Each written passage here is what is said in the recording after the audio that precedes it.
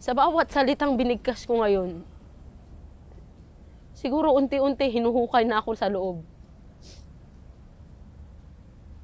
Pwede nila akong patayin at papatayin talaga nila ako sa ginagawa kong to.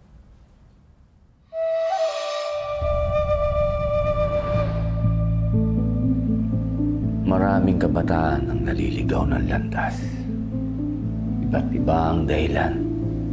Yung iba dahil sa bisyo, sa barkada, sa droga. At may iba naman na dahil sa pagmamahal. Pagmamahal sa ibang tao o pagmamahal sa bayan. Pero sapat ba itong dahilan para talikuran ang pamilya mo at ilagay ang buhay mo sa panganib?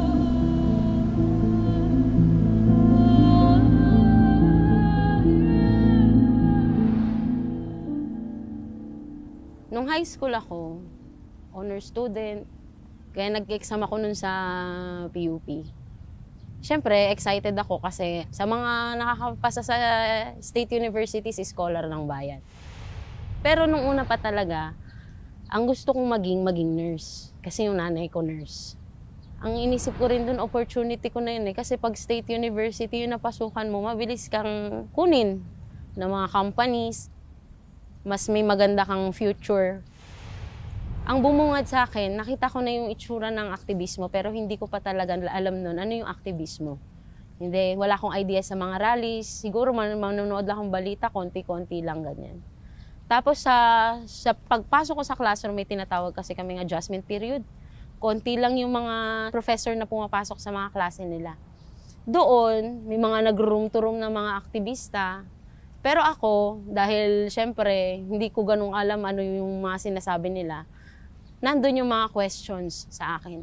Hanggang sa yung mga kasamahan ko na sa classroom, sa yung mga classmate ko, nagtatanong-tanong na sila. Hindi ko alam ano yung sinasabi nilang tatsulok, na ang manggagawa pala, ganito, ang mga magsasaka, ganito, ang kabataan, ganito. Nung una, mag-orientation lang ng ano ang organisasyon, tapos sasabihin peasant advocate, anti-mining, ayaw na masira ang kalikasan, ganyan. Tapos hingin na yung oras ng break time namin, ihingiin na yung panahon na wala yung professor namin. Dahil sa araw-araw, ganun yung ginagawa ng aktivista, sa tambay siya sa labas ng classroom mo, masasanay ka. Masasanay ka na kasama mo siya. Na pwede kang humiram ng libro kay na Kuya Bob. Pwede kang humiram ng libro at magtanong kina Ate Mayan tungkol sa philosophy. Ganun. Paalalabas kami, kain kaming lugaw. Tapos, unti-unti doon, tatanong-tanong na sila. Anong pagtingin mo sa budget cut? Saan ka nag-aral nung high school? Mga kamag-anak mo. Doon, ang iniisip ko noon parang, ay, ito ang tingin nito o mayroon siyang parang care sa ano ba yung aking pagtingin. Parang bukas ako na ibukas sa kanya lahat nung naiisip ko. Kahit tungkol sa love life, lahat. Kasi parang ang tingin ko na sa kanya nun barkada. Ang tingin ko na sa kanila nun, sila na yung second family ko. Pero nung tumatagal, kalaunan, nagbibigay na ng mga educational discussions, pag-aaral, nagbibigay na ng teach-in, nagdi-discuss na sa amin. Ganito kasi yan. Yung pagtingin namin, hihingin nila, tapos bibigyan nila ng paliwanag. Sa akin noon, ang tingin ko kasi sa Army o sa ROTC, parang disciplined yung mga tao. Kaya gusto ko yung ROTC. Kasi tinanong nga ako, anong gusto mo? NSTP, ROTC? ROTC. Doon, bakit ko nasabi ROTC? Kasi doon noon, nagtatanong ako. Isa akong kabataang nagtatanong din. Gaya mo, gaya ng iba. Bakit ganito? Bakit may mga aktivista? Ang nakakasagot nun, yung nasa kaliwa. Yung organisasyong nag-recruit sa akin. Tatanungin ko yung mga army, yung mga kumandat namin sa ROTC. Kasi ganito yan, maririnig ko mga propaganda ng kamalian ng kabila. Pero hindi nasasagot yung tanong ko. Kasabay nung pagtatanong ko, ang liwanag na ibinibigay sa akin ay bulok kasi ang sistema, bulok ang gobyerno. Scholar ng bayan! Ngayon ay lumalaban! Unti-unti yan. Sama na kami sa rallies. May mga professor pang magsasabi, o hindi ba kayo sasama sa rally? Siyempre kami mga estudyante ang pipiliin natin. Sino ba naman? Di ba? Sagot na ng professor yung attendance eh. Sama kami sa rally. Sama kami sa SONA. Hanggang sa unti-unti, akala namin sama-sama lang sa rally. Pinagsasalita na ako sa rally. Siyempre ako naman bilang MC, ang layunin ko, i-agitate. Ibig sabihin galitin yung mamamayan. Sumisigaw ako. Doon, nafe-feel ko na parang, ay, may iba sa akin bilang kabataan na ipapakita ko yung pagmamahal ko sa bayan bilang kabataan. Doon ko na ipapahayag na ganito ang maging makabayan. Ganito ang maging nationalist. May pakialam ka sa nangyayari. Hanggang sa ako mismo nagtatanong, kasi naghihinala na ako sa mga kasamahan ko eh. Bakit? Bakit kaya yung sila, nawawala sila bigla? Biglang aalis na lang pag sa may meeting, ganyan, papaalam si ganito, tapos isa-isang mawawala. Tapos, nung parang gusto kong malaman saan sila pumunta, nagtanong na ako.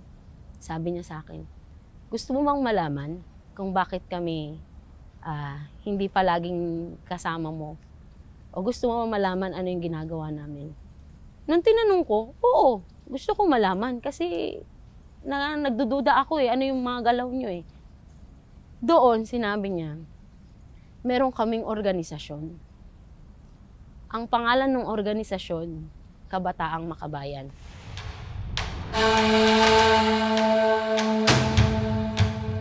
Ang isang halimbawa ng National Democratic Front Organizations ay yung Kabataang Makabayan, na kung saan layunin nitong rekrutin yung mga kabataan para magrevolusyon, para sumapi sa mga teroristang grupo, para maging NPA. Sino ba ang NPA? Sino ba ang CPP at NDF? Ang CPP, NPA, NDF, sila kinakategorize natin ngayon na terrorist group, pinakamatagal na terrorist group sa Pilipinas. Actually, 50 years na sila na naglulunsad ng mga teroristang pag-atake na para sa kanila, ang tawag nila doon is revolution. Unti-unti, naging aktibo talaga ako. Aktibo. Ibinukas nila sa akin yung Partido Komunista ng Pilipinas.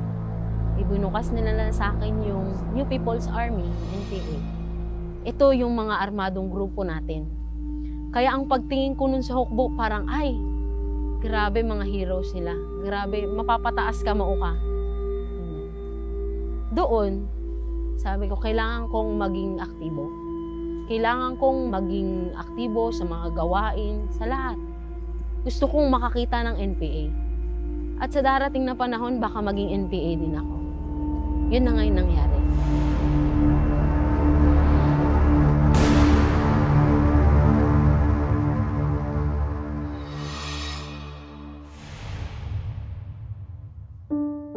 Si AJ ay isang responsible daughter. Maasahan mo siya sa loob ng bahay, maasahan mo siya sa eskwelahan. Tsaka talagang meron siyang leadership traits talaga. Personal, ang pangarap niya una, gusto niya maging chef. Gusto niyang maging writer, gusto niyang maging singer, gusto niyang kumanta sa isang banda.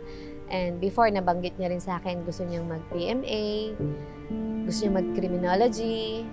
Bilang isang anak bayan, sana ay yung mga target na personalidad nila, yung matatalino, merong karakteristik ng isang pagiging leader, culturatic. Andyan din dapat yung mas maganda, sana kung makarecruit pa sila ng mga magagandang babae o kaya gwapong lalaki para magamit doon sa paghamig pa ng mga iba pang mga kabataan para doon sa pagpaparami ng organisasyon. Pinakamalaking pagbabago kasi na hindi ko maintindihan, yung changes sa pattern. Hindi na siya yung batang nirerespeto ako, hindi na siya yung nagpapaalam, wala na rin sa kanya yung oras ng pag-uwi, late na siya umuwi, tapos lagi na siyang matamlay o lagi na siyang malungkot, minsan lagi siyang galit, baka may pinagdadaanan lang at kailangan ko siyang intindihin dahil sa edad niya. Pero nung mga panahon na nagsasabi na siya na bawal na kaming bumili ng ketchup kasi ang favorite ng daddy niya, merong specific brand na favorite ng daddy niya na ketchup. Same din sa bunso niyang kapatid. Ngayon, ayaw niya na akong pabilhin nun. Kasi nga daw, mapagsamantala yung may-ari dun sa mga manggagawa. Dahil nga daw sinasamantala ng ang mga manggagawa. Pag sinuportahan daw namin yun, o pag bumili ako doon, ibig sabihin, isa na rin daw ako sa nananamantala. Pero mas naging kakaiba yung pagkain namin sa favorite niyang fast food chain na ayaw niya na kaming kumain doon. Simula nung bata siya, ilang beses siyang nag-birthday doon. At kahit ngayong matandaan na siya, lagi siyang nagsasabi sa akin na pasalubong. And then biglang-bigla na sasabihin niya sa akin, huwag na daw kaming kakain doon. Hindi daw sila nagre-regular. Nag-e-end of contract sila. Issue sa kanya yung endo.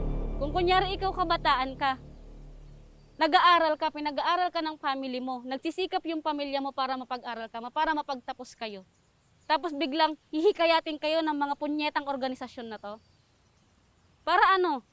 Katalikuran ng pag-aaral, kalimutan ninyo yung pangarap ninyo para sa sarili nyo tsaka sa pamilya ninyo. Iba na siya. Yung dating batang may respeto, yung dating batang malambing sa'yo, nawala na yung kanyang pagiging inosente. Matigas na siya, na parang kaya niya na yung sarili niya, yung pagiging disrespectful niya. Natututo sila na lumaban sa kanilang magulang, natututo sila na suwayin yung mga magulang nila kasi nga ang itinatatak na sa utak nila ng kilusan, ipinanganak ka lang ng magulang mo, pero may sariling isip at puso ka na kayang magpasya. Kaya hindi ka niya pag-aari. Katawan mo yan. Ikaw ang magpapasya niyan. Naisip ko sa sarili ko na itong anak ko matalino, so makakapag-isip siya ng tama. So hindi siya pumasok sa isip ko na nare-recruit na siya. Unknowingly, o hindi ko alam na nire-recruit na pala ako sa isang pagiging aktivista. Nagsimula ako sa usapin ng student council. Hindi ko alam na yung sinalihan kong partido sa loob ng eskwelahan namin o doon sa PUP ay mga aktivista pala. Nalaman ko na lang siya nung mismong meeting de avance na kung saan magmamarcha pa daw kami bago kami pumunta doon sa venue ng meeting de avance. Nung nanalo na kami sa student council election, mas tumindi yung paghawak sa amin nung mga organisasyon na to tulad ng Anak Bayan. Natali kaming mga student council o nahatak kami doon sa usapin ng students' rights kasi kailangan daw namin ipagtanggol ito. Nung February 2, 2019, yun yung pinaka mismong inamin niya sa akin na aktivista na siya. At ang masakit dun sa salita na yun, ang sabi niya sa akin, wala na akong magagawa. Parang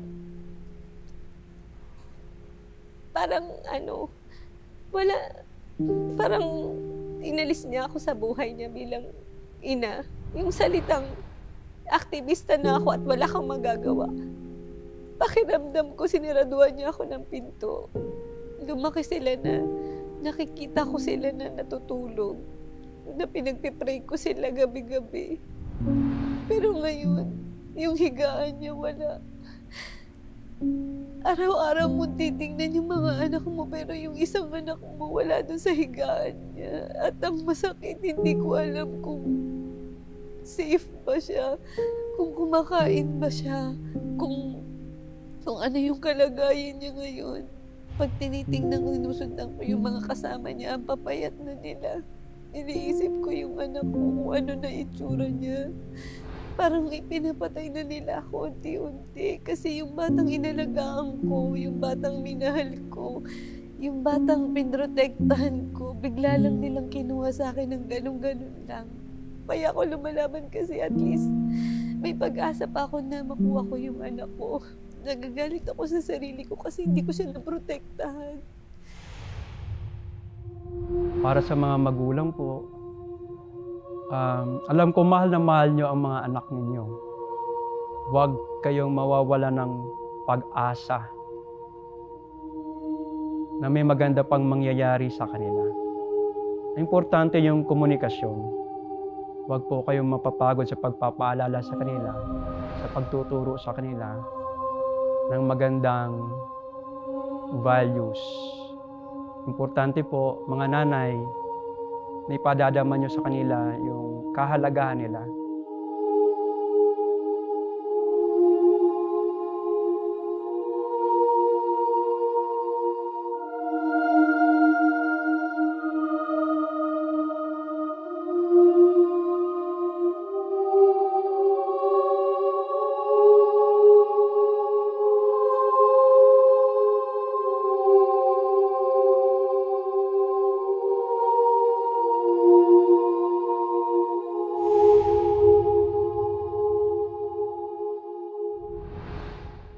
Bago kami pumasok sa loob ng NPA, maki-anniversary, merong itinas sa amin. Inatas sa amin ng isang platoon instructor, mataas na cadre rin sa loob ng NPA na, eto, organisahin nyo to. Kasi anak ko to, galit na galit to sa akin. Kada dadalaw sa akin talagang minumura ako, sinisigawan ako, nadadamay pati yung mga masa. Ako yung naatasan mismo na pumunta sa kanya, lumapit sa kanya, sunduin siya. Sinundo ko siya, kinausap ko siya, hindi kami magkakilala. Doon lang kami sa unang pagkakataong yung nagkakilala. Ang relasyon pa namin nun, dahil nga ang sabi nung tatay, masungit. Ang relasyon namin nun, ako naman, ang nasa isip ko, ay kakaibiganin ko muna. Ano ba yung mga personal na interest niya? Ganun.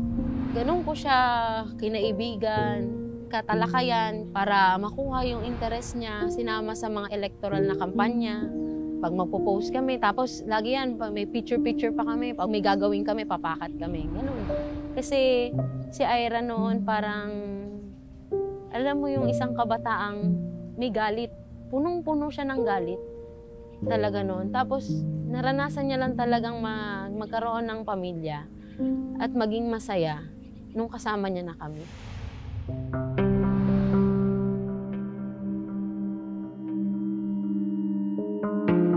Nabuo yung tiwala na parang, o tol, saan ka? Ay, saan ka ngayon? Mayat maya nagte-textan, ganyan. Mayat maya nagkukumustahan. May OPEX pa kayo, may pera pa kayo pang pakat. Ganyan. Ganon kami ni Ira eh. Kahit naman sa ibang mga kabataan, ganon ang ginagawa para mas mabilis na makuha yung loob. Tol, gusto mo sumama? Di ba hindi ka pa nakakita ng NPA? Ganyan. Sige lang. May gagawin kasi ako eh. Busy kami sa pakat sa eskwela. Ganyan. Hindi, sama ka para makita mo naman yung mga kasama sa loob. Pero tinanong ko rin siya minsan, hindi ka mo na-excite makita yung tatay mo? Hindi, yung mga kasama na lang. Kasi nandun yung personal na galit niya pa eh.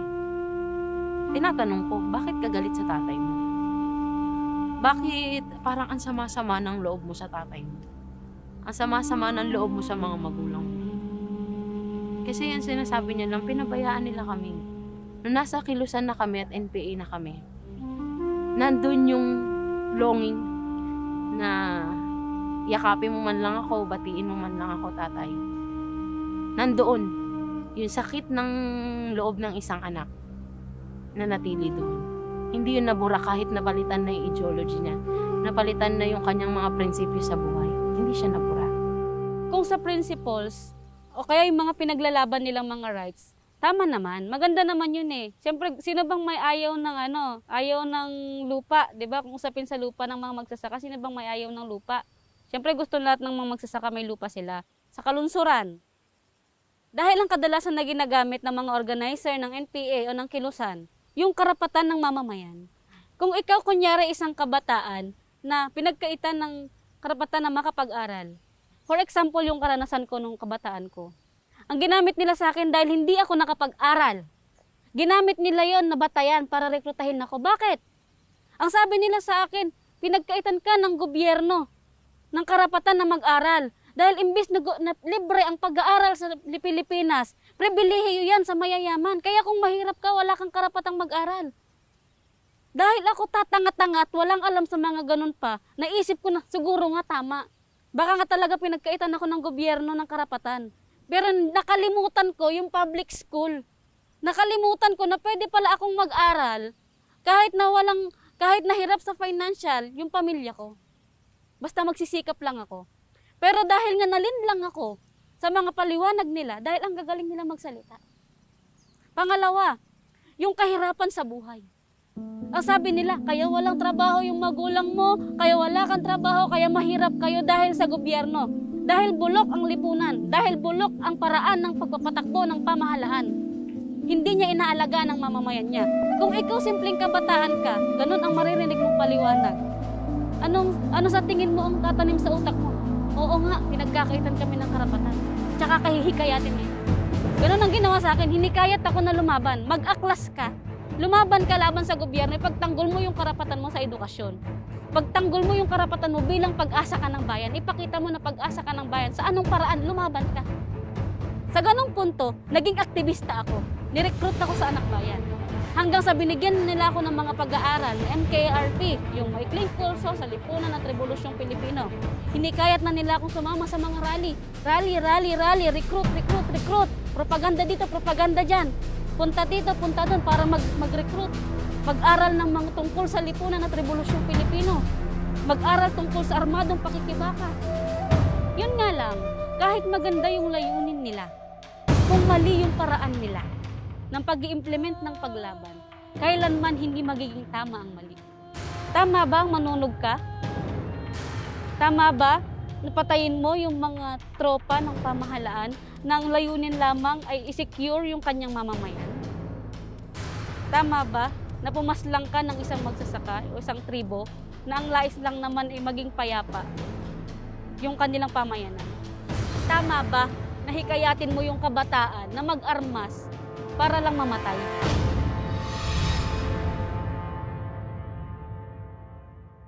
There are three processes by which the Philippine Revolution is to be advanced. These include the building of the Communist Party of the Philippines, the building of the new People's Army, and the building of the National Democratic Front. Sa pamumuno ng Communist Party of the Philippines, pinapaganan niya ang digmang bayan sa Pilipinas para labanan yung gobyerno sa kasalukuyan. Tanda natin na ito ay tatlong larangan ang hinaharap natin. Una, Partido Komunista o yung Communist Party of the Philippines. Ito yung namumuno. May dalawa siyang sandata na ginagamit. Yung armado, yung NPA, na siyang nagsasagawa ng armadong pagkibaka. At NDF, yung legal. Kinakailangan mong makuha sa panig ng CPP ang pinakamalawak na suporta na makukuha mo. Kaya layunin mo sa NDF, makipagkaisa ka sa lahat ng uri, saray, sektor, at partido. It is true that a minority class, especially only the party which represents it, cannot win the Philippine Revolution all by itself.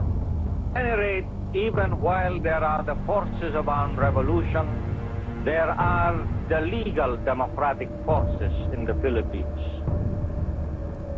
The biggest of these is Bagong Alyansang Makabayan, or Bayan in short.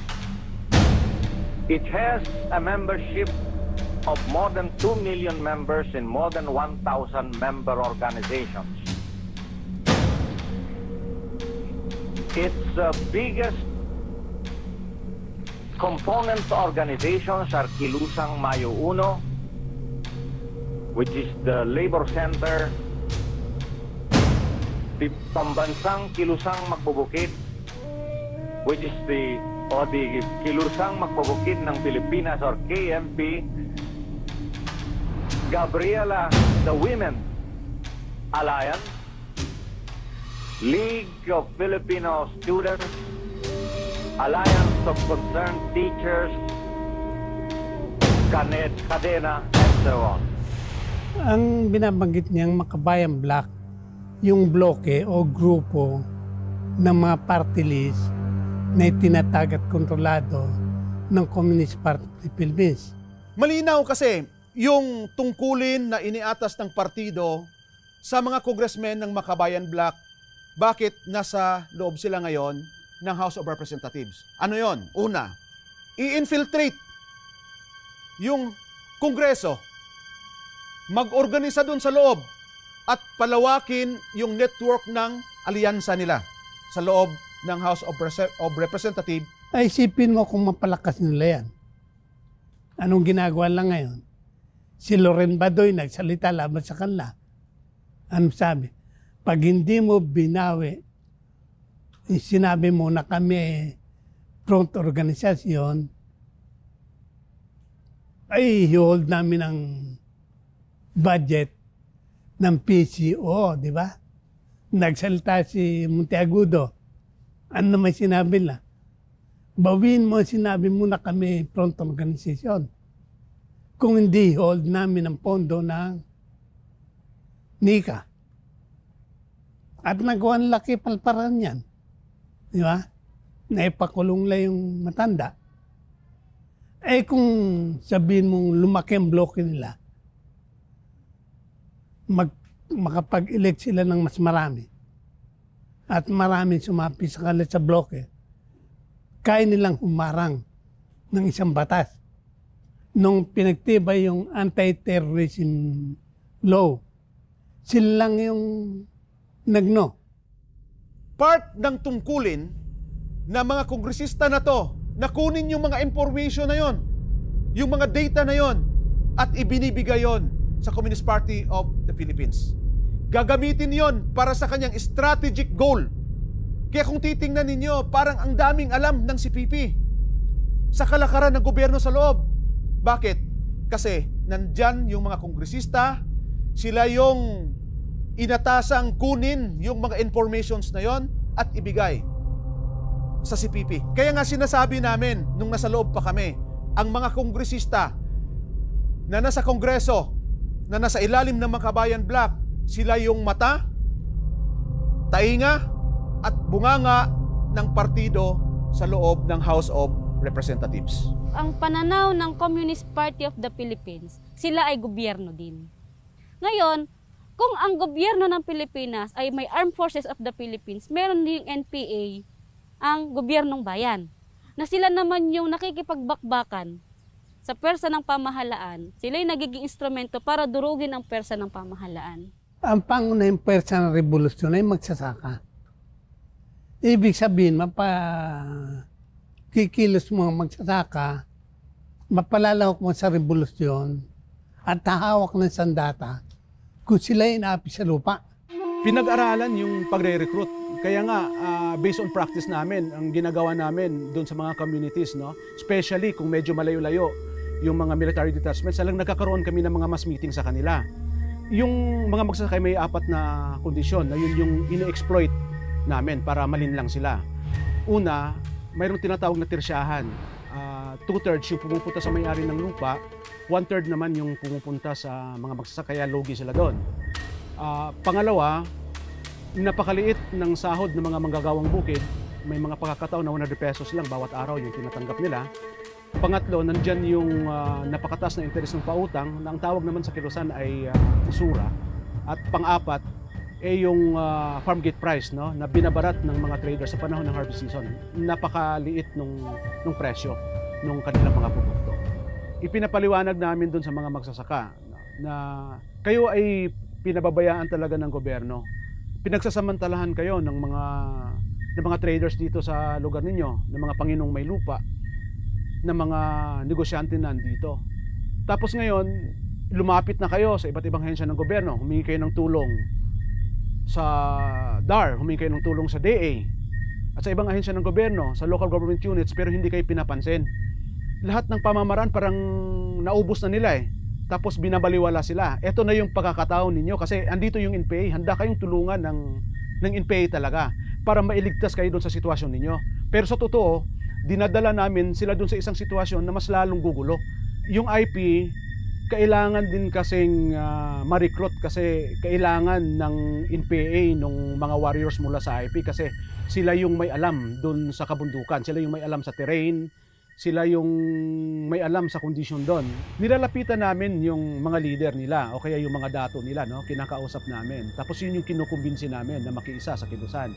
Kasi pag nakumbinsi namin yung mga leader at saka dato nila, napakadali na namin kumbinsin din yung iba. Pinapalaki namin yung issue nung IP, lalo doon sa usapin ng claim nila sa ancestral domain.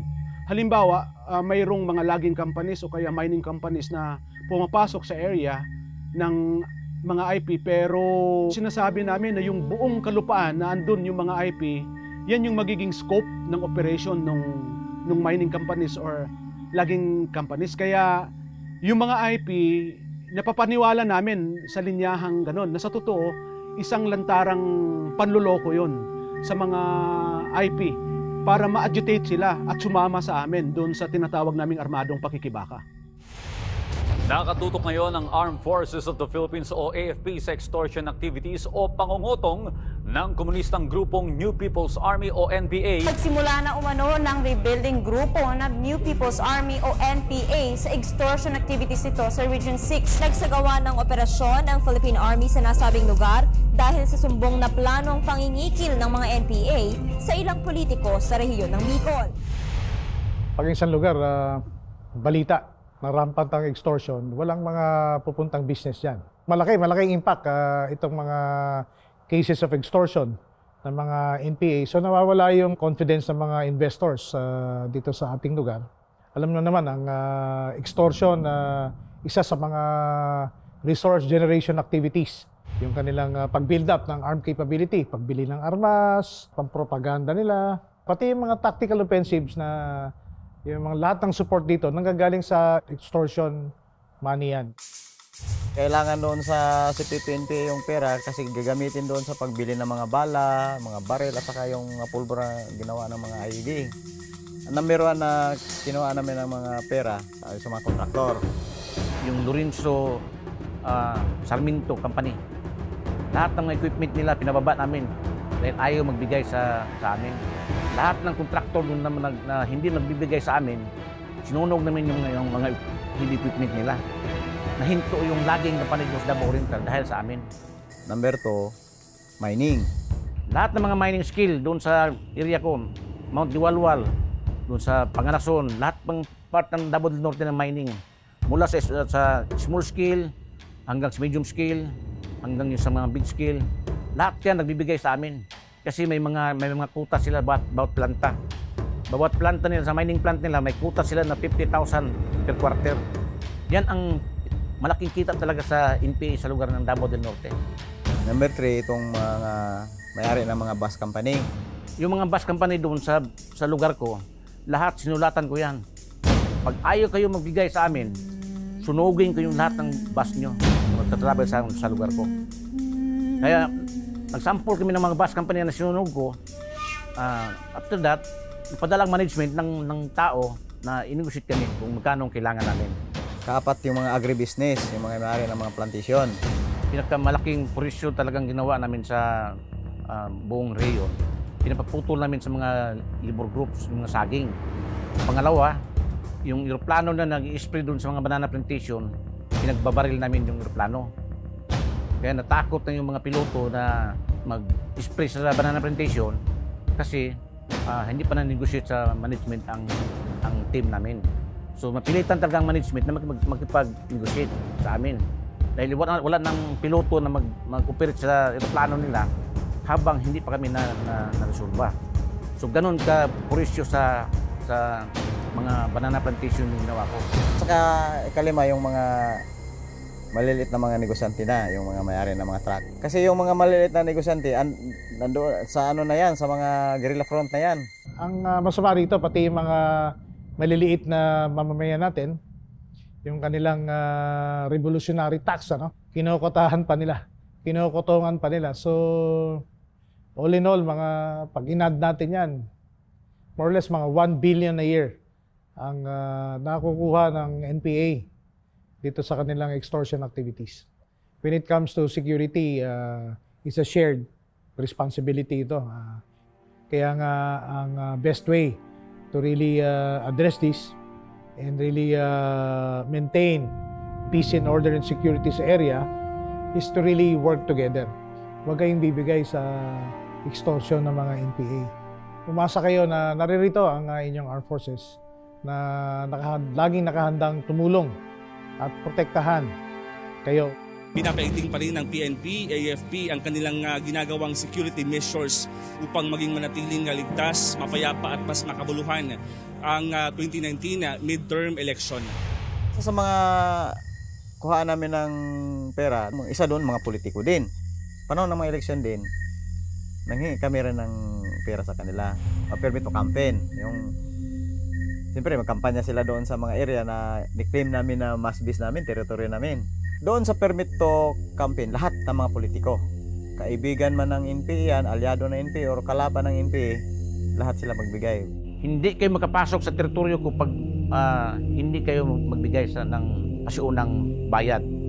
Mamasok ka ng barangay, so magkampanya ka. So kung papasok ka sa barangay, dapat mapaalam ka sa kilusan.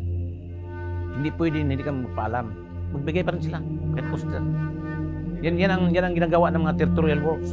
Sabihan naman yung mga territorial sa organ na dapat lahat na naglagay ng dyan, mga posters, hingian nyo ng pan-support o parang businary tax. May mga taripa sa mga konsihal, 10,000 yung bawat isa. Mayor, mga 50,000. Pinakamalaki doon sa mga sa Congress, 500,000 hanggang 1 million. Gobernador, 1 million din. Halimbawa, may isang politiko na mas mayaman din, hingian namin kahit 2 million pa rin. May experience kami nga 2 million, 3 million hiningi namin. Now, kung gusto mong manalo ka, magpaalam ka rin kung gusto kang kung tutulong ba sa iyo ang NPA na gamitin yung organisasyon nila para support sa iyo. Sabihan nila, i-endorse ka namin sa mga masa namin. Ibigay namin sa iyo yung boto sa kanila, sa inyo, yung boto nila. Karamihan sa mga politician doon, ayaw maniwala na ganun ang pwersa ng NPA na suporta sa kanila. Dahil sa takot na lang, magbigay na lang sila ng ganyang demand. Pre, wala naman silang magawa kasi doon sa mga baryo na liblib, malayo na, kailangan sa pumasok doon para makapagkampanya din, kailangan nila ng boto. Kung ayaw mo magbigay sa kilusan, huwag ka na lang mag-agad ng boto. Lalo ng mga gobernador, may mga bodyguard, tapos hindi nabigyan ng businary tax sa kilusan. Ambusin talaga yan. So karamihan sa kanila, mayor, gobernador, mga board of directors, nagbibigay talaga yan. Kaya lang patago. Hindi lang gusto na malaman na ganito sila nagsuporta sa kilusan. Kaya maraming pira ang NPA. Yung region nga, pag eleksyon, gusto pa niya kung araw-araw mag-eleksyon na lang siguro para malaki yung kuha nila. Ang pinaka-main objective sa CPP-NPA, diya sa puntong pang-pinansya, ilagi ng impose tanan. Wala na sila naon pa nga para sa bayan. Ang pinaka-main point yun, naagi kwarta nang magamit sa sunod. Kaya diyan man kuhaon nato ang pangsuporta sa armadong pwersa. Diyan to gamiton ng mga sa mga konsolidasyon. Ang mga lugar nga kulang o pinansya kinahanglan kaning atong suportaran ang ubang lugar, ang area. So dapat naagi insaktong pundo ang partido. Doon sa paano kami mag-extortion tingnan namin doon sa yung website ng dpwh.com kasi nandoon yung lahat ng mga kontraktor, naka-record yung mga kontrata nila. Hanapin namin kung sino yung pinakamalaki. Yun ang unahin namin kasi malaki. Tapos hanapan namin ng paraan na makontak yung manager. Kung kaya, yung may-ari. Pag makuha na namin yung number nila, tawagan namin yun at mag-warning kami. Ubay, nandyan na pala kayo sa area namin. Kung kunwari, i-claim namin yun, itakutin namin sila. Area namin yan. Area ng NPA yan. Bakit nandyan kayo? Hindi kayo nag-coordinate sa amin. Kailangan pag-usapan natin yan, yung project ninyo. Kadalasan, 3% yung hiningi namin sa mga kontraktor. Maliban pa doon sa 3%, mayroon pang tawag doon na permit to operate. Sa bawat 1 million na budget nila, 1,000 pesos yon. So, ibig sabihin kung 100 million yung budget nila, may 100,000. Manghingi kami talaga ng pera. Kasi yun ang pinaka-pakay namin sa kanila. Ang unang tinira ko ang North Davao Mining Corporation. Ang North Davao Mining Corporation, isang malaking mining company ng Mako, Davao del Norte. Sinulatan ko ito hanggang 3 beses ayaw talagang mag-react. So ang ginawa namin, hinarangan namin yung mga truck nila at hinulog namin sa bangin. Ang paghulog ko sa 8 18-wheeler truck na loaded with copper, gold, nickel at iba pa. Kaya lang takutin namin talaga sila. Kung sino ayaw mag-cooperate sa amin, magbigay ng hiningi namin, gagamitin ko yung pwersa ko para isunugin yung mga equipment ng mga construction. Pangalawang ginawa ko sa North Davao Mining Corporation, pinutol ko yung poste nila sa power line na mga 12 na poste. Umabot ng 3 buwan na wala silang operation dahil walang power line. At nahirapan sila tayo uli kasi nasa bundok yung poste. So naging purisyo malaki doon sa North Davao Mining. Kaya napilitan yung North Davao Mining na hinanap ako. Usap kami doon sa isang lugar na partner ng North Davao Mining. Nagbigay sa akin ng 5 million. Nagdemand na ako sa kanila ng 10 million per year. Hindi na sila nagbigay sa amin. Tuloy-tuloy yung pagkandak namin ng sabotahe sa kanilang kumpanya. May sinunog kaming mga mandation truck. Inatake namin yung ang detachment ng Security Guard sa PNP. Sinunog namin ang almost 20 unit na truck sa bulldozer. Pinutol pa namin yung power line uli. So noon nag-decide ang North Davao na hinto na nila ang mining company. Parang sinira namin yung mga negosyo nila instead na makatulong sa development sa lugar dahil lang doon sa issue ng extortion na ginawa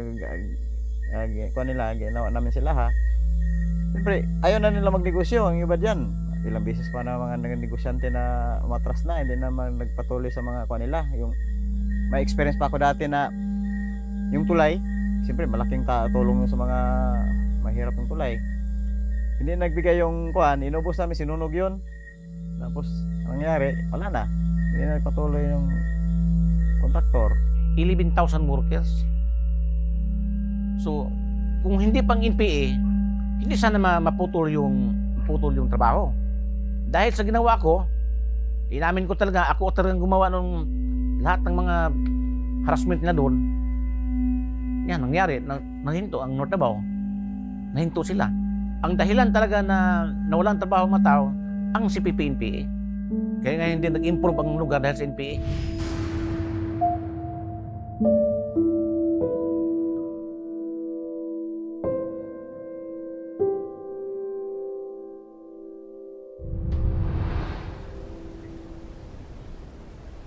Noong 1970s, pumasok po ang NPA sa aming ancestral domain at pinatay po nila yung ilan sa aming mga leader.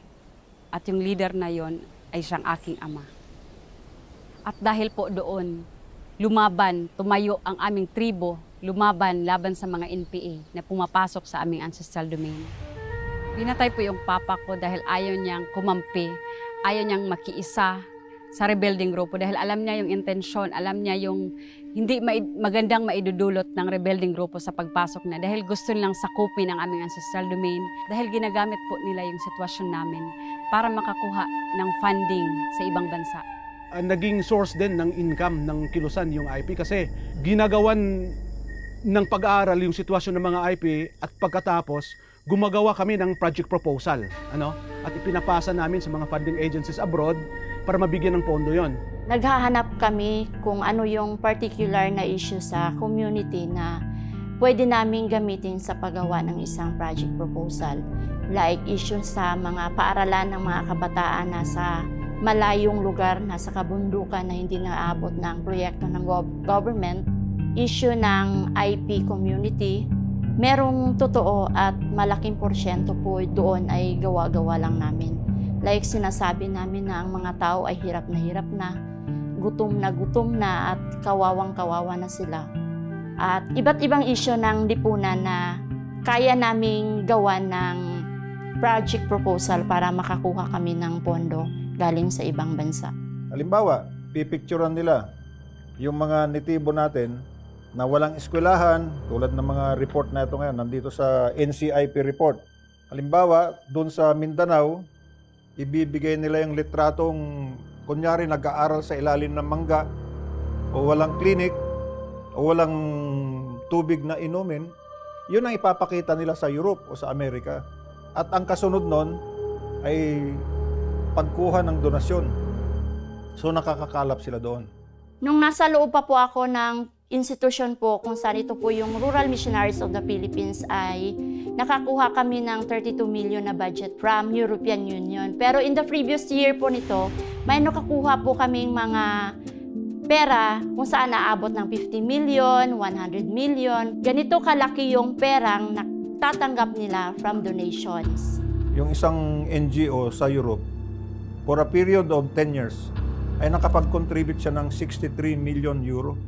Dito rin namin nakita yung pondong pumupunta sa Rural Missionaries of the Philippines na umaabot ng mahigit na 100 million pesos. Sino ang Rural Missionaries of the Philippines? Ito yung nagpupundo ng salugpungan schools, yung mga eskwelahan ng netibo na ilinagay nila. Dahil di ba, sabi nila sa Europe, walang eskwelahan, so naglagay sila ng eskwelahan. Pero anong itinuturo sa salugpungan? Ang tinuturo doon ay kung paano magrebelde, gumamit ng armas, at mag-demonstrate doon sa mga syudad. Totoo pong ini-exploit kami dahil makikita niyo po sa mga daan, ang daming nagrarally na IP. Hindi nila alam yung hinahawakan nila na placards, yung mga English, dahil hindi nila yun naiintindihan. Dapat kasi pag may problema ang tribo doon sa mismong teritoryo ng tribo inaayos. Hindi dinadala kung saan-saan. Hindi dinadala sa US kung saan para gamitin, para lang makakuha ng pondo, para lang makakuha ng simpatya ang NPA sa ibang bansa, sa ibang grupo. Kaya kami nakikipag-ugnayan ngayon sa mga gobyerno sa Europa at sa Amerika na din. Dahil ang Communist Party NPA, NDM, ay na-declare ng terrorist organization yan. Sa Europa, Estados Unidos, sa New Zealand, sa Australia, sa United Kingdom, sa Canada. So, ipapaliwanag lang natin na ito ang ginagawa talaga nila. Yung binibigay niyong kontribusyon ay napupunta sa armed struggle. Yung mga nakukuha po naming pera from our funding agency, like European Union po, ay pumapasok po sa mga legal front institution po ng NDF, which under ng CPP, NPA, at sa loob po ng institusyon at sa loob ng kilusan ay merong tinatawag na hatian. Sa katotohanan lang, hindi naman lahat ng nakukuha niyang pondo sa kanyang mga project proposals ay napupunta sa project. Dahil antimano, 30% kaagad ang ibinibigay sa NPA. Ginagamit yon ng CPP-NPA para ibili ng barel, ibili ng bala, ibili ng mga pulbura para gawing bomba sa pagpapalakas nga nung tinatawag na armadong pakikibaka. Yung 70% ay panggawa ng mga project para mas marami silang makuhang membro ng NPA or sympathizers ng NPA. Pero sa totoo lang, nililin lang namin yung mga IP kasi yung mga pundong na source out namin from funding agencies mula abroad, hindi naman napupunta sa mga IP yon. Kaya sa experience namin, sa loob ng ilang dekada, walang mga IP communities na tutulungan talaga ng CPP-NPA na umunlad.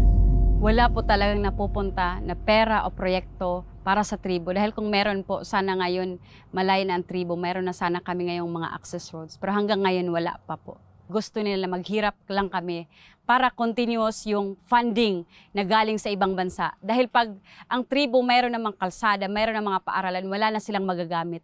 Yun yung rason bakit gusto nila kaming sakupin at i-recruit yung aming mga kabataan. Dati po akong isang municipal tribal chieftain since 2012. Isang Manobo tribe. At nakatira doon sa pinakamalayong bundok dito sa municipality ng San Miguel.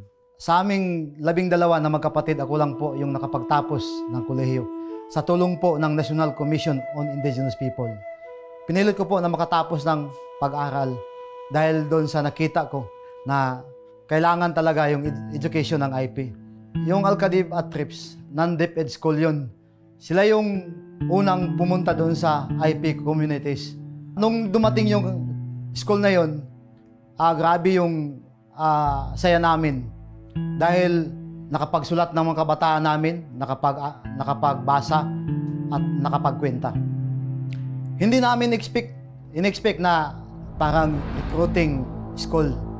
Mga 5 taon hanggang 17 yung dinodoktrinahan ng NPA gamit yung teacher ng TRIPS at Alcadib. Kaya nga po, maraming sumasali sa kilusan ng NPA ng mga minor de edad. While nandun sila sa school, halimbawa yung mga sample, instead na apple, yung A, gawing Armalite, ginawa yung mga drama, parang ipalabas na berdugo, kriminal yung mga sundalo. At ipalabas na yung mga katutubo ay inaapi ng sundalo. Habang tumatagal, yung mga pupils na nandun, mga IPO na nandun sa TRIPS, lalong lumalakas yung galit. Isa sa paraan para ma-recruit nila ang mga IP, tinitignan muna nila kung ano yung kailangan ng mga IP. Kagaya sa akin, gusto kong makapag-aral, gusto kong makapagtapos ng kolehiyo. Kaya inofera nila ako ng scholarship. Full scholar pa yung sinabi nila. Kaya sabi nila sa akin, magdaan muna ako ng seminar, mag-e-exam ako. Pero nung nandoon na kami sa area, hindi naman po yun yung pinagawa sa amin. Tinuruan po kami kung paano makipaglaban sa gobyerno, kung ano yung mga propaganda laban sa gobyerno. Kaya po, mabilis pong nare-recruit ang mga IP dahil hindi alam kung ano yung mga pinagsasabi nila. Kagaya po ng mama ko. Yung mama ko po, hindi po yun nakapag-aral. Pero dinala po yung mama ko doon sa Kidapawan para mag-rally. Pero nung tinanong ko po si mama, hindi niya alam kung ano yung sinisigaw niya doon. Masakit po sa akin na makita ko yung mga kapwa ko tribo na nagdadala ng armas, na imbes na sa eskwelahan po sila ay nandun sila sa kabundukan, nakikipagyera, nakikipaglaban, laban sa amin na mga leader ng tribo. Isang mission ko nung the time na inappoint ako ng mga elders namin bilang isang municipal tribal chieftain. Sabi ko, kailangan talaga makapag-aral yung mga kapwa ko katutubo. Dito sa municipality ng San Miguel, ito po yung identified na pinakamaraming trips sa buong province. Ilang beses na nakipag-dialog kami, kinausap ko po yung commander ng NPA na isang katutubo rin. Kasi expecting na maintindihan niya ako dahil kapwa ko siya katutubo. Naghingi ako sa kanila ng paumanhin at sinabi ko pa sa kanila na pwede ako nilang utusan na yung trips na yun ay ipa-accredit doon sa DepEd. Pero sinasabi ng isang commander ng NPA na huwag nating ipairalin yung pagkalumadismo. Nagalit na sa akin ang NPA. Doon ako naggawa ng isang plano na paano namin mapasarado itong trips na to. Year 2015, dumating po yung time na nagkaroon ng bakwit, nagkaroon ng meeting doon sa Malacanang. Ako po yung pinadala ng aming mga elders. Napaabot ko po yung desisyon ng mga tribal leaders na lalapit kami sa DepEd para magtayo ng IP school sa aming community. So, tinugon po yung request namin, pinalitan po yung trips, itinayo po yung eskwelahan na accredited ng DepEd. Kaya nga po, para sa akin, yung pag-uusap namin na yun, yung mga plano na yun, nagiging successful. Very happy po ako na ganito yung nangyari ng aming kabataan.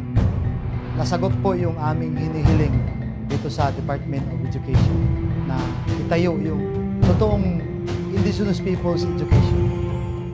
Natuto yung mga kabataan namin, rumispeto ng mga elders. Matuto yung kabataan namin na mamuhay, na sumasang-ayon doon sa kultura at tradisyon namin.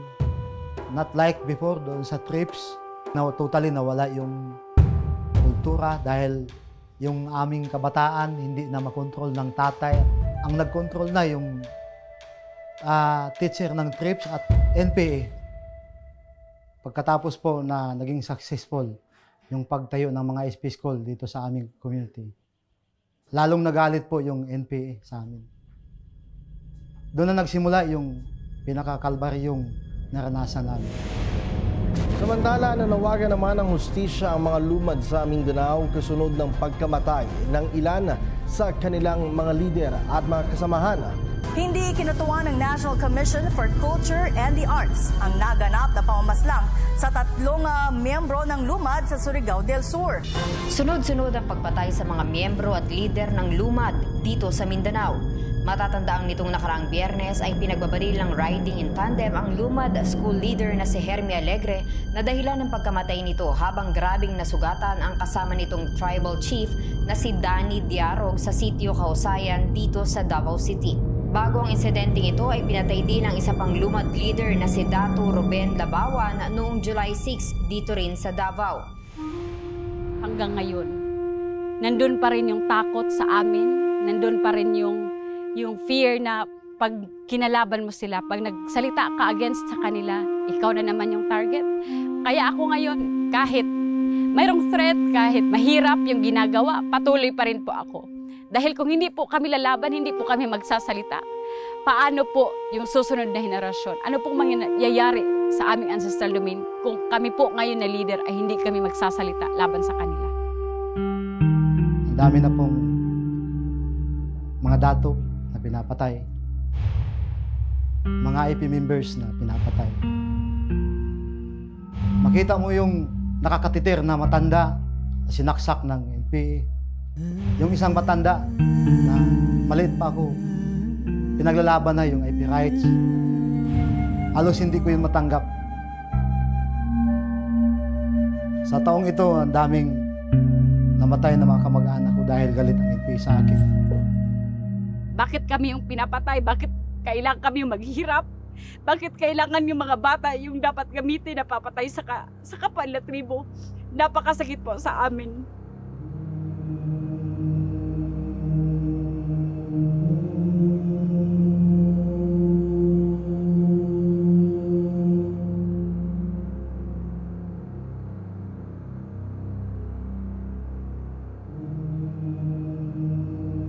Dahil lang doon sa laban namin ng edukasyon, pinapatay kami na parang hayop.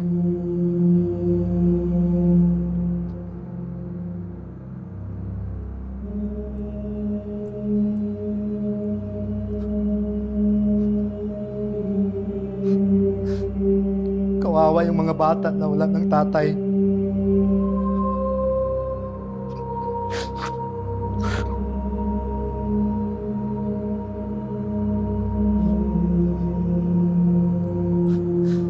Na ngayon ang maghanap ng pagkain, pagpaaral.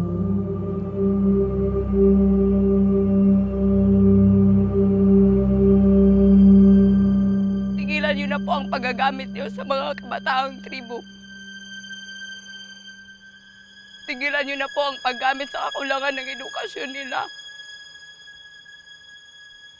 Huwag niyo na pong gamitin. Tama na po yung panluloko niyo sa amin. Tama na po. Tama na yung ginagawa niyong pangluloko sa tribo. Alam kong may pamilya kayo. Alam kong meron din kayong puso. Gamitin niyo naman po. Magpakatao kayo. Magpakatao kayo. Tama na.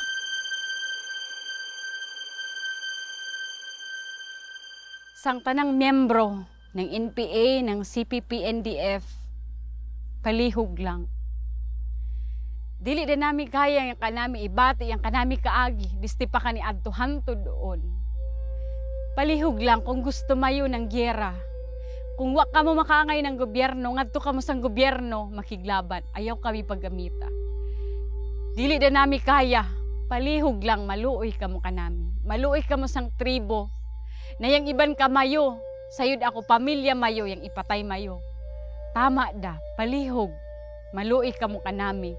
Dili namin gusto ng gyera, gusto lang namin magpuyo ng malinawon sa kanami ancestral domain. Dili kami gusto ng gubot, kay gusto lang namin ng kalinaw, gusto lang namin na mabuhi kami, na iyan yung kanami kultura, na iyan yung kanami tradisyon, na padayon kami, nagapreserba ng kanami kultura, na padayon yung gapuyo kami sa kanami ancestral domain, na way bisan sino yung magagamit kanami. Maluoy ka mo kanami, tama da. Tama di ang pagpatay. Tama da na si Kira, waday mga IP na mapatay. Waday mga IP na magasakripisyo ng kanilang kinabuhi para sa kanilang tribo, para sa kanilang ancestral domain. Makonsensya ka mo. Tama da.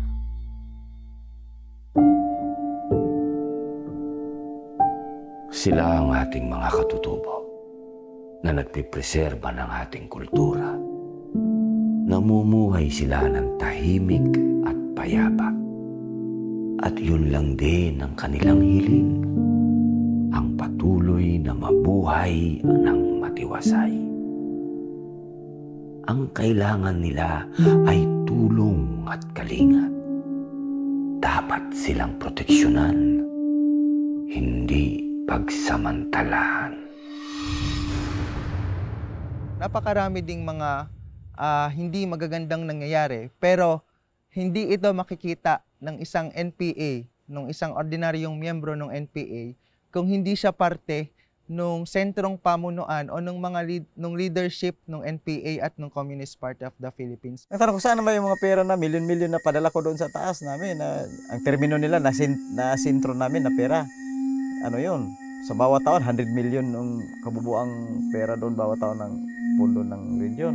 Bakit sa financial opportunism o doon sa corruption ay hindi ito nalalaman ng mga magsasaka, hindi ito nalalaman ng general public? Kasi kino-contain nila yung ganong issue doon mismo sa leadership nila. Dahil sila mismo ay meron din silang mga kanya-kanya na ingat yaman, kumbaga, o treasure doon sa lugar. Sa daming pera na binigay namin doon sa region, sumasama ang loob ko kasi ilang beses kami, halimbawa na yung mga kasama kami nagkasakit, maghingi kami ng budget para pangbili ng gamot pang ospital. Ang sagot lang nila, hanap, discardin lang kayo dyan sa baba, mag-solicit kayo. Sa loob ng movement sa NPA, nagkaroon na ako ng hepatitis, nagkaroon na ako ng hyperacidity, dahil dun sa gutom, simula pa nung nasa legal struggle. Imbis na ilabas ako para magpa-check up, talagang tinengga muna nila ako dun sa kampo. Nung panahon na kinukumbulsyon na ako dun sa kubo ko, tsaka pa lang sila gagawa ng action. Yung mga kasama, talagang makikita mo yung mga paa, parang nalulusaw, nagnanaknak. Kasi mukha ng longganisa dahil dun sa nag-aalipungan na, yung alipunga hanggang tuhod, hanggang puwetan. Naalala ko pa nga si Ira nagkagalis. Kasi yung lupang ginagapangan namin nung training, maruming-marumi. Yung hanggang tuhod na putik, tatanggalin mo yung putik, ibababa mo para lang makakapag-jogging ka, makapag-exercise ka. Nagkagalis siya dun. 1 taon yung galis niya. Ginagamot namin ng bayabas, ng kung ano-anong herbal para lang gumaling. Actually, sa aming mga babae, mahirap yung dagdag na physical.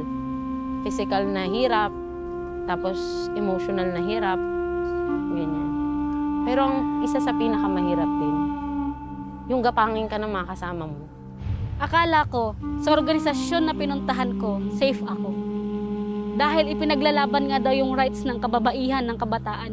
Kaya akala ko safe ako sa sinamahan kong organisasyon. Yung pala hindi. Si Ira, biglang wala na sa unit. Tumakas pala si Ira.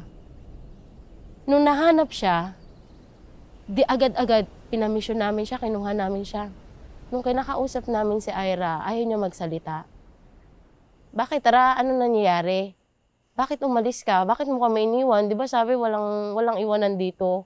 Tayo-tayo yung magkakasama eh.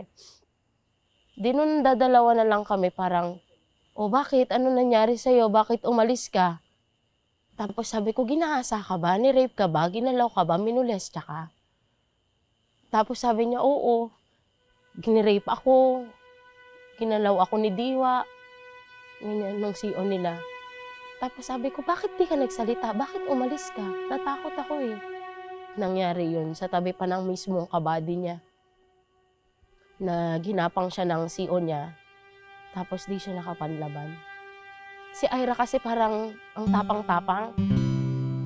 Masalita siya, talagang prangkang sasabihin sa'yo ano yung mga observations niya. Pero nung panahon na yun talagang parang hindi siya nakapagsalita. Umiiyak na lang siya. Tapos nung sinabi niyang oo, ni-rape ako, wala nang lumabas na salita sa bibig niya. Umiyak na lang siya. Tapos nung nagkukwento na siya, 2 beses pala siyang ginalaw nung kasama na yun. Kaya sa sama ng loob niya, at wala na siyang maihaharap na mukha sa magulang niya. Kasi nga si Ira pinipilit niyang maging yung inaasahan ng magulang niya. Baka masira yung pamilya, baka masira yung mga kasama. Yun, tinago niya yun sa mga magulang niya. Tapos syempre, parang anong gagawin na natin kasi mo na-rape si Ira. Hindi, sige, i-process natin. Pero ano natin, bilisan natin. Hanggang sa tumakas na lang yung kasama na yun. Yung nan-rape kay Ira. Umuwi na siya. Tapos sila pa yung galit na parang, oh, nung ni-rape, ginusto niya yan. Ang sama ng pakiramdam ko kasi yung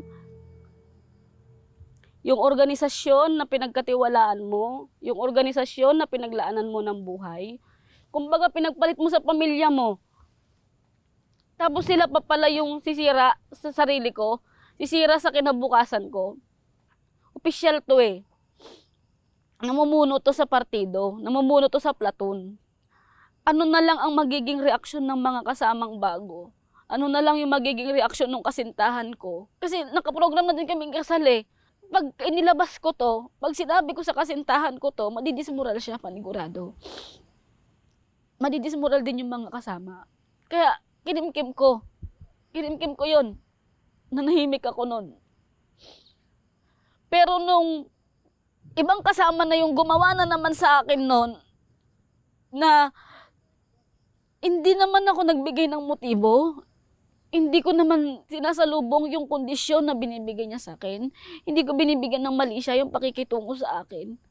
Ngayon, kahit nakatabi ko yung ibang mga kasama, ginagapang ako. Alam mo yung pakiramdam mo na binabastos ka?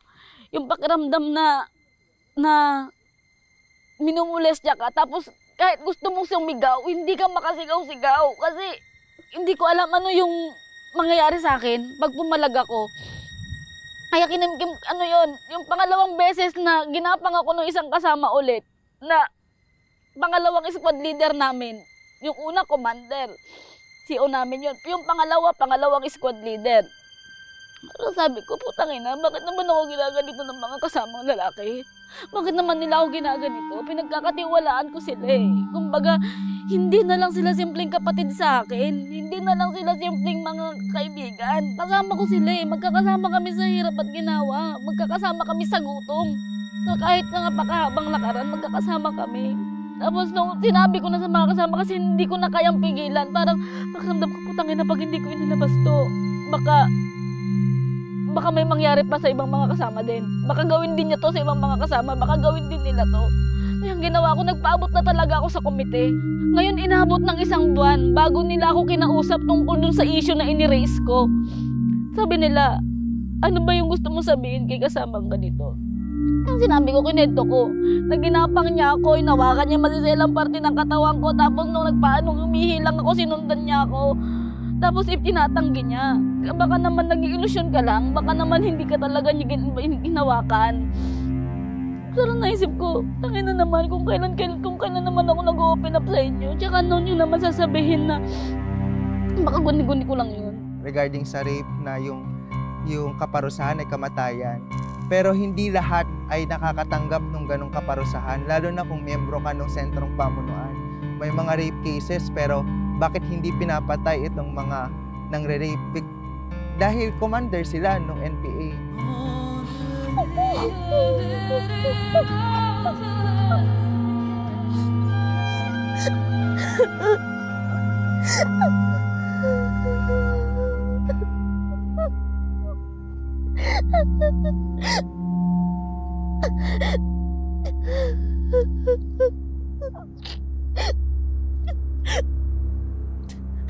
Alam niyo yung feeling na ang bigat-bigat sa pakiramdam na hindi ko na i-open dun sa kasintahan ko na may ganitong nangyari sa akin na pang-aabuso sa loob.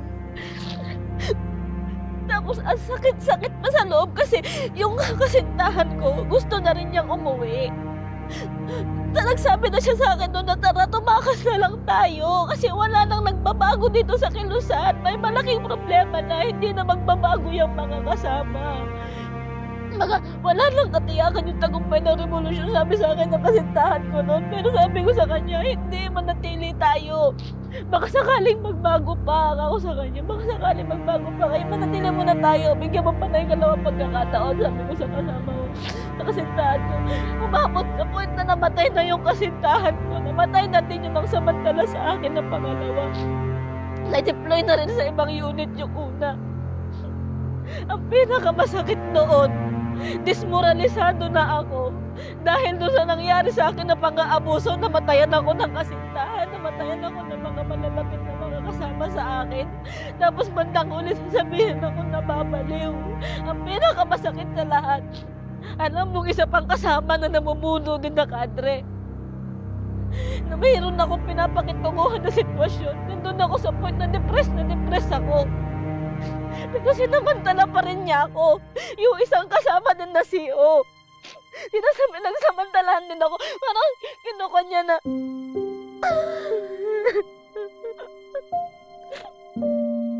Kahit ayaw ko, ang ginawa niya, pinasok niya ako sa tent. Nakanuyan ako nun, tapos katabi lang ng mga tent ko, tabi lang ng tent ko yung mga kasama. Sinasadyaan niya na mag-ingay para maramdaman ng mga kasama. Tapos nung sinabi ko na ayaw ko, sabi niya sa akin, pumunta ka sa pwesto ko kung ayaw mo na marinig tayo ng mga kasama. Kasi kung di ka pupunta doon, dito mismo kita gagalawin. Sabi niya sa akin, kaya kahit ayaw ko. Kasi binalik-balikan niya ako sa pwesto ko hanggat hindi ako nagpupunta sa kanya. Napilitan akong pumunta doon. Paulit-ulit yun na may nangyari sa amin. Paulit-ulit. Kahit na ang labag na labag sa loob ko. Kasi kakamatay lang ng kasintahan ko. Hindi na nila ako nirespeto bilang tao. Hindi na nila ako nirespeto bilang babae. Hindi na nila nirespeto yung relasyon namin nung kasintahan ko na namamatay lang. Hindi na nila nirespeto na nagluluksa pa lang ako nung panahon na yun. Pero ginanon na ako. Tapos nung nalaman nila na may nangyayari sa amin, imbes na parusahan yung kasama na yun, imbes na questionin yung kasama na yun, ako pa yung naging masama. Ako pa yung naging mali. Nagluluksa ako, hindi ko naman ginusto. Hindi ko naman ginusto yung nangyari sa akin. Hindi ko ginusto na ginapang ako. Hindi ko ginusto na may nangyari sa amin. Hindi ko ginusto yon. Pero ang ginawa, kinuhanan ako ng baril. Tapos sinabi nila sa akin, pauuwiin ka na namin. Kahit this oras ng gabi, sinundo ako ng magulang ko. Sinundo ako ng mga kapatid ko. At bago ako umuwi, sabi nila sa akin, wag kang magpapahuli o magpapahawak sa kaaway. Wag kang susurrender. Kasi pag nahawakan ka na ng kaaway, gagamitin ka nila, sabi sa akin, o kaya papatayin ka nila. Tama na yung panahon. Nagtatago ako dahil sa takot. Tama na yung panahon. Ito na yung oras para ilantad ko yung totoong nangyari.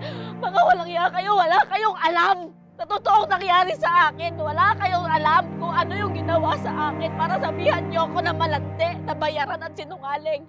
Wala kayong alam. At wala kayong karapatan na sabihan ako nababaliw.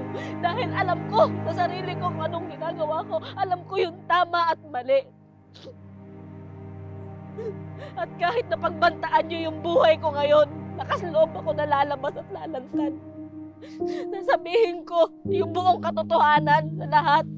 At huwag niyo nang itago sa karamihan na may ganyan na nangyayari sa loob ng kilusan. Yung iba nga, paulit-ulit lang din yung mga nangyayari na pag yung mga kasamang babae na napagsasamantalahan.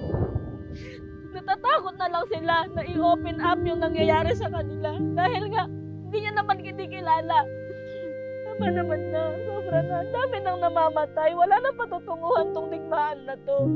Ang dami nang nasirang kinabukasan. Ngayon ako, kahit gusto ko ngayon na mag-aral, na magtrabaho, hindi ko magawa dahil takot ako. Takot ako na pumasok sa isang institusyon dahil baka gawin na naman sa akin yung ginawa sa akin sa kilusan. Tapos ngayon, gusto ko nang magbagong buhay. Gusto ko nang magbalik loob. Gusto ko nang ayusin yung buhay ko. Gusto ko nang makasama yung pamilya ko. Masama ba na tumulong ako sa gobyerno para itigil na yung digmaan na nagaganap na to? Tapos sasabihan ninyo ako na taksil sa mamamayan at demonyo. At pagbabantaan ako, sasabihan niyo ako na nasa listahan na ako na nagkasala. Tama naman na.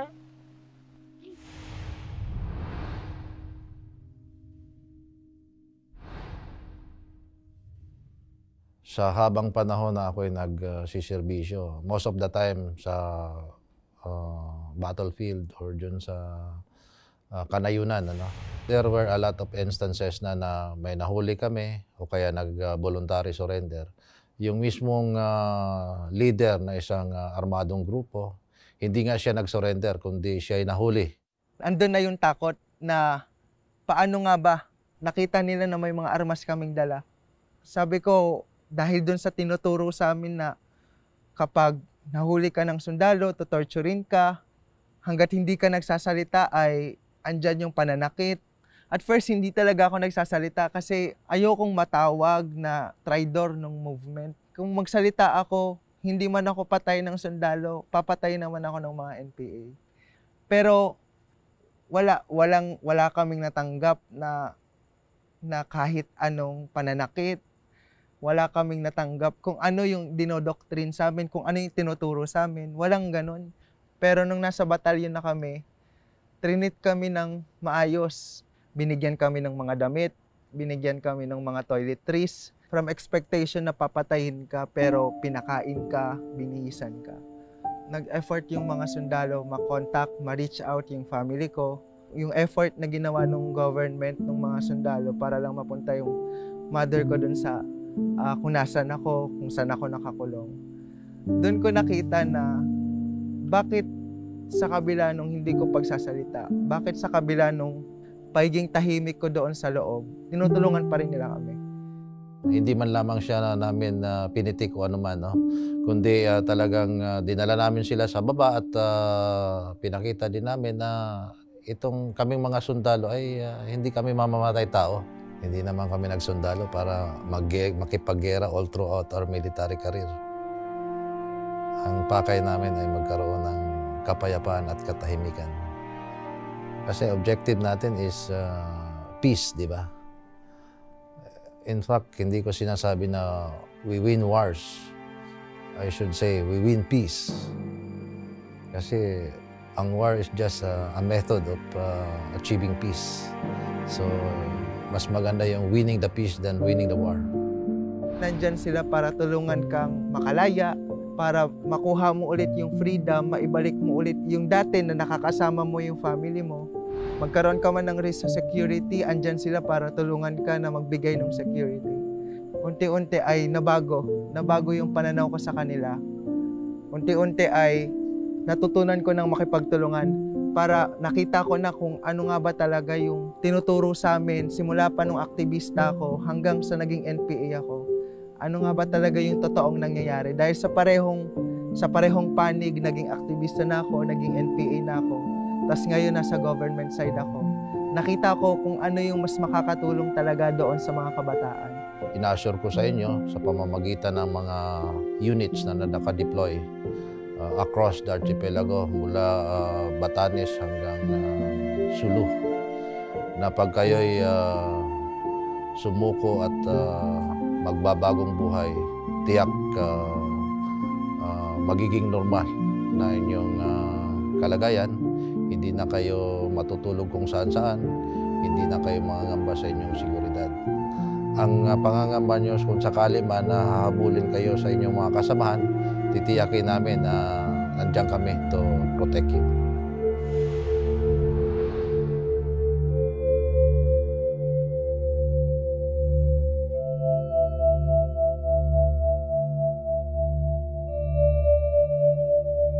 Sa unang pagkakataon, sasama siya sa isang tactical na opensiba, isang bira.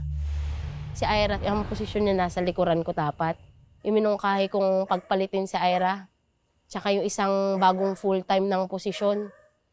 Kasi parang nakakita kong, ay, bagong full-time yun, baka matakot. Pagbaba namin ng sasakyan, naglalakad na ganyan, may sumalubong na motor. Nung nag-umpisa na yung putukan, biglang bumungad yung ilaw ng motor na sumasalubong. May nakita akong tumumba. Tapos ididire-diretso putukan. Yung mga kasama tumawid na dun sa kabila. Yung kasintahan ko, nakita kong naiwan pa dun sa harapan. Noong mga panahon na yun, iniisip ko, sino itong nakahandusay? Tinanong ko yung team leader ko. Sino itong nakabulagta? Si Sikhay ata. Ganun yung sabi ng team leader ko. Di sabi ko, gapangin natin. I-atras natin. Tapos nung mag-a-attempt na kaming gapangin, may nagre-retreat ulit ng putok sa direction namin. Nakikita namin yung balang tumatama sa simento, kumikislap. Wait lang, sabi ko. Mahirap. Baka tayo tamaan. Buong panahon, tinitingnan ko lang yung nakahandusay. Tinitingnan ko yung mga kasama sa kabila, yung pumuputok sa kabila. Na parang, mabagal yung panahon mabagal yung nangyayari Hanggang sa sumigaw na yung CEO namin. Atras na, atras na. Doon, pag tayo ko dun sa posisyon ko, papalapit ako dun sa CEO dahil sasabihin kong may nakahandusay. Nakita ko si Kasikhay. Tumatakbo. Sabi ko, shit, si Ira. Si Ira nakatumba. Si Ira tumumba. Tapos tinuro ko siya kasi parang 5 meters away lang siya sa akin Nakatumba. Si Ira nakatumba. Tapos, sabi nung CEO namin, layo. Sige na, atras na. Layo. Kunin niyo si Ira. Yun lang yung naaalala ko sinasabi ko nung, kunin niyo si Ira. Tapos nung nakita ko ng buhat siya ng 4 na tao, nahawak yung kamay at paa. Umakyat na ako sa sasakyan. Tapos nagtawag pa ako nun, medic. Tapos maya-maya, doon ko na-realize, shit, si Ira yung medic. Paghawak ko sa kanya, may naramdaman akong malambot sa bahagi ng batok niya. Anong tama? Sabi nung CEO, sa bahagi ng batok at ulo. Ang sinasabi ko na lang, kalma lang. Walang iiyak. Kalma lang. Sinipiar ko siya. Binibigyan ko ng hangin. Kada bigay ko ng hangin, may umuungol. Parang, na lumalabas sa bibig niya. Shit, Ira, buhay ka. Gising. Lagay ko yung belt ko sa ulo niya. Para may pagbatayan yung ulo niya. Gising, Ra. Ra.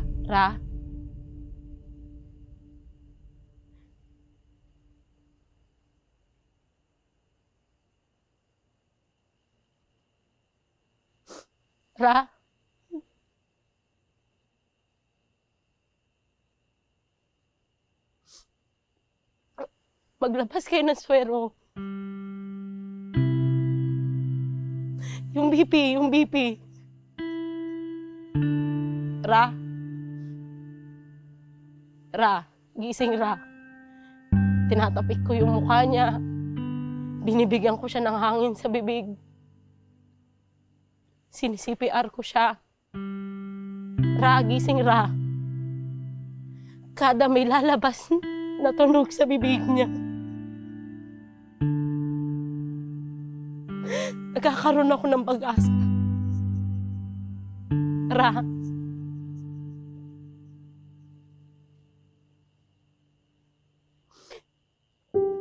Gising na,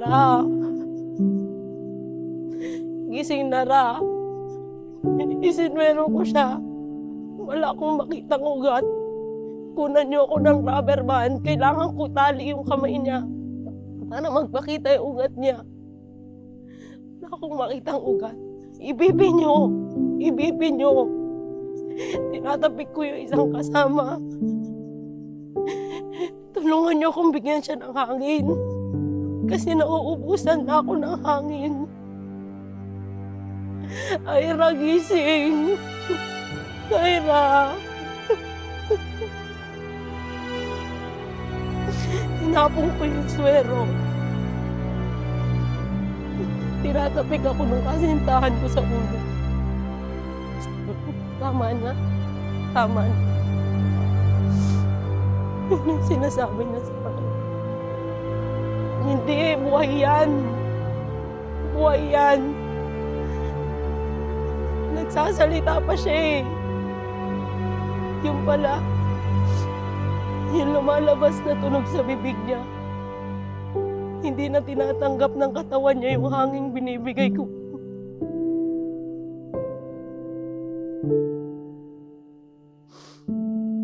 Hinawakan ko ulit yung ulo niya.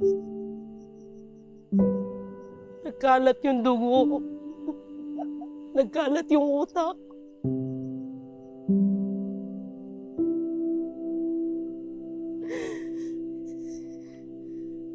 Alas 10:16.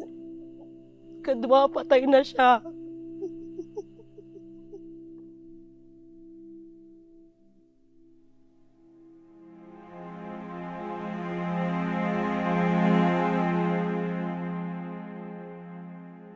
Parang sa sarili ko nun ay, bakit? Ba't ko nirecruit si Ira?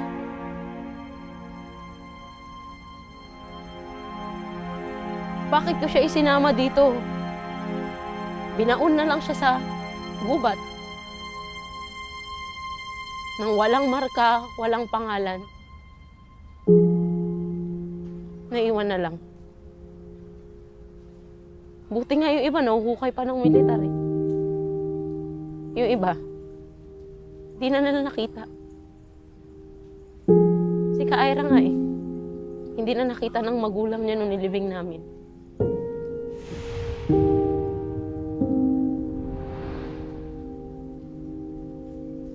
Kaya ako nandito ngayon hindi para maging sikat o anuman. Hindi para ipagmalaki yung ginawa ko sa loob. Kasi ako mismo sa sarili ko nagsisi ako eh. Ayoko nang may Irang sumunod. Ayoko nang may gaya kong sumunod. Ginagawa ko to hindi para lang ibukas yung nararamdaman ko. Ginagawa ko to para sa'yo. Para sa inyo. Para sa bayan na sinasabi ko. Sa paglantad ng mukha ko na nakikita mo ngayon. Sa mga sinasabi ko sa'yo, traidor. Traidor ang tawag nila sa akin. Kamatayan ang dapat sa'yo.